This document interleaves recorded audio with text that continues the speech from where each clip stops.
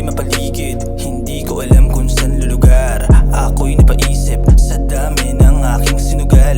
Kung ito'y panaginip, sarili ko lang ang sinasakal. Mabilis kong sasapitin, salitang naparur at magpatiwakal.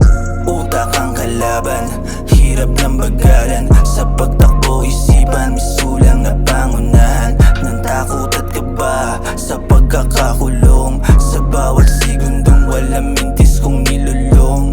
Kakasawa na laging ganito, paulit-ulit lang at kakalito. Bumubulong sa isip ang gulo-gulo. Ang mortal ko na kalaban ay tanging sarili ko.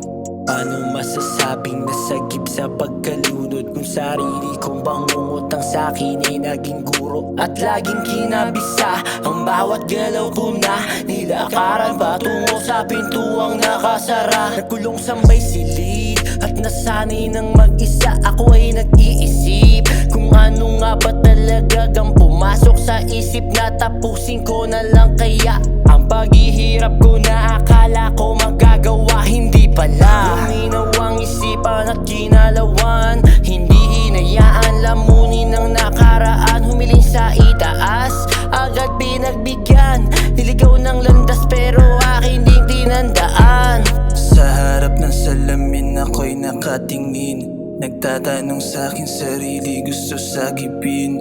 Lubid tumawag sa'kin o baka lo patalim.